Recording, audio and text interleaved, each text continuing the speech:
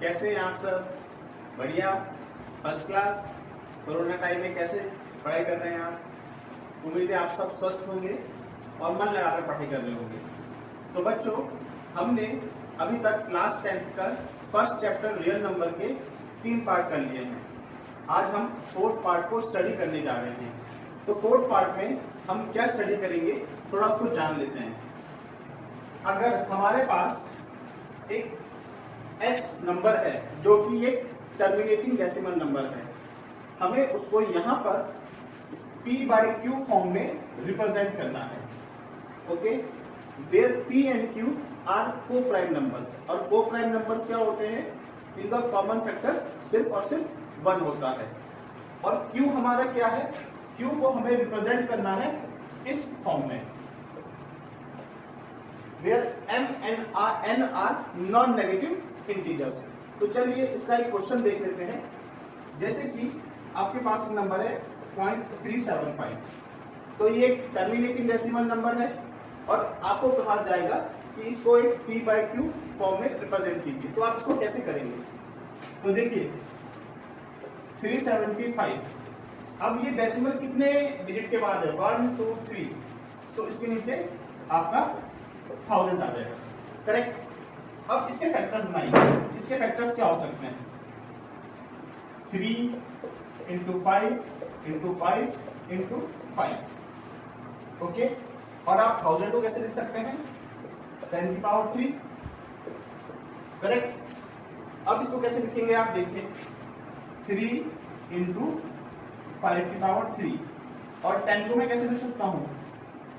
2 × 5, पर यहाँ पर पावर 3 भी है, तो 2⁻³ × 5⁻³ 5⁻³ से 5⁻³ कैंसिल, और ये आपका 3/8 हो गया। तो हमने यहाँ पर एक टर्मिनेटिंग डेसिमल नंबर को एक रेशनल नंबर जो कि p/q की फॉर्म में है, उस फॉर्म में कन्वर्ट करा है। चलिए एक बार एग्जांपल इसका देखते हैं। तो दूसरा एग्जांपल है हमारा 0.104। इसको कैसे करेंगे? 104/1000। ओके, और फिर 104 तो आप फैक्टराइजेशन में कन्वर्ट करना है, तो इसको कैसे करेंगे? 2 × 13 × 2, तो बताइए मुझे, 13 × 26, 26 × 2 52, और 52 × 2 104। और 1000 को आप कैसे कर सकते हैं? जैसे हमने प्रीवियस क्वेश्चन में करा था, 2⁻³ × 5⁻³। ओके, तो ये देखिए ये कितना हो जाएगा? 2⁻³ 2⁻³ × 13, और नीचे हम लिखेंगे 2⁻³ × 5⁻³। 2⁻³ से 2⁻³ कैंसिल, और ये आपका आ गया 13/125। तो पहले पार्ट में हमने एक टर्मिनेटिंग डेसिमल नंबर को p/q फॉर्म में कन्वर्ट करा था। तो अब इसके बाद हम इसका वाइस वर्सा पढ़ते हैं। वाइस वर्सा क्या है कि हमारे पास हमें एक p/q फॉर्म दे रखी है और हमें कहा जाएगा उसको आप टर्मिनेटिंग डेसिमल नंबर में कन्वर्ट कीजिए। तो चलिए उसका भी क्वेश्चन कर लेते हैं।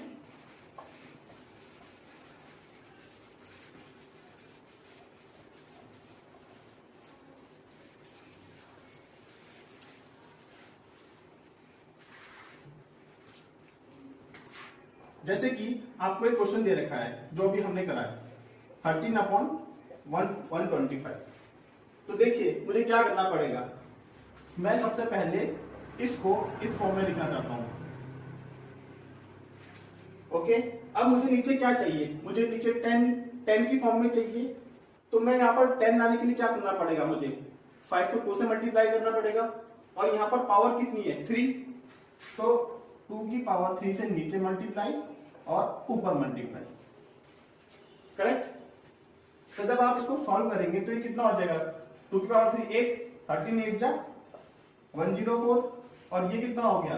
4 2 10, और 10⁻³ मतलब 1000, तो ये आपका आ गया 0.104।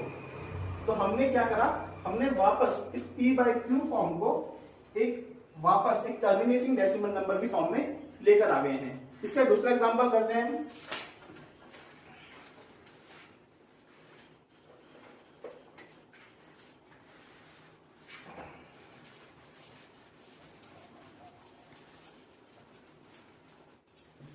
दूसरा एग्जांपल है हमारे पास 7/80।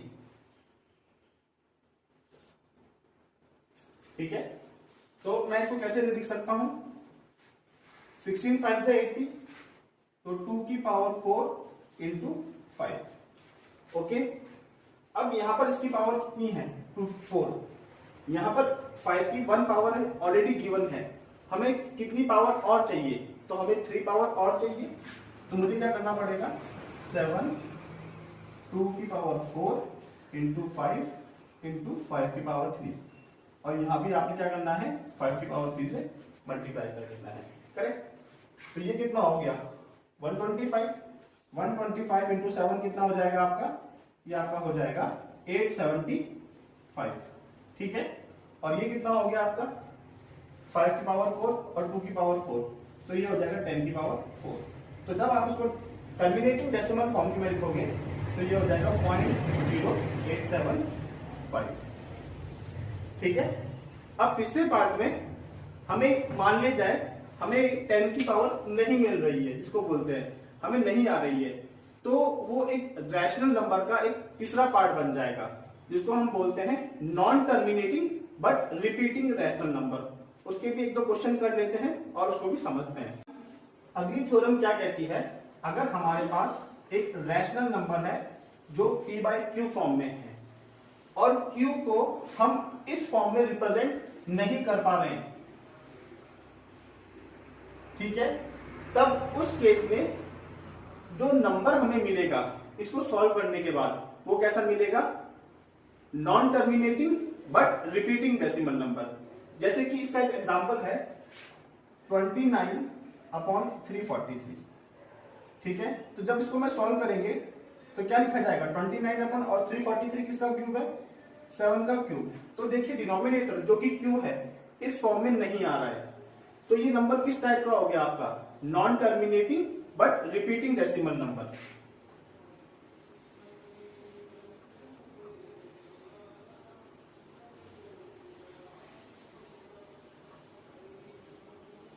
उसी तरीके से एक अगला एग्जांपल करते हैं 64/455। तो जब आप इनके फैक्टर्स करेंगे तो फिर चेक करिए, 4 का क्यूब और 455 को आप कैसे लिख सकते हैं, 5 इंटू 7 इंटू 13। तो फिर चेक कीजिए क्या आपको ये फॉर्म मिल रही है, ये फॉर्म आपको नहीं मिल रही है।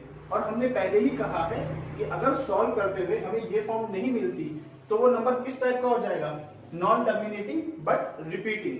तो ये एक non terminating but repeating rational number है। तो फ्रेंड्स इस तरीके से आप आगे क्वेश्चन कर सकते हैं। इनकेस कोई आपको प्रॉब्लम होती है तो आप कमेंट सेक्शन में मेंशन कर सकते हैं। उम्मीद है ये पार्ट आपको समझ में आया होगा। अगले टॉपिक हम चैप्टर 2 स्टार्ट करेंगे, क्लास 10 का सीबीएसई बोर्ड, और उम्मीद है आप मन लगाकर पढ़ाई कर रहे होंगे। तो आशा है कि आपने लेक्चर सीरीज एंजॉय की होगी। तो okay friends, take care. Corona काल में अपने को सेफ रखिए और मन लगाकर पढ़ाई कीजिए। Thank you.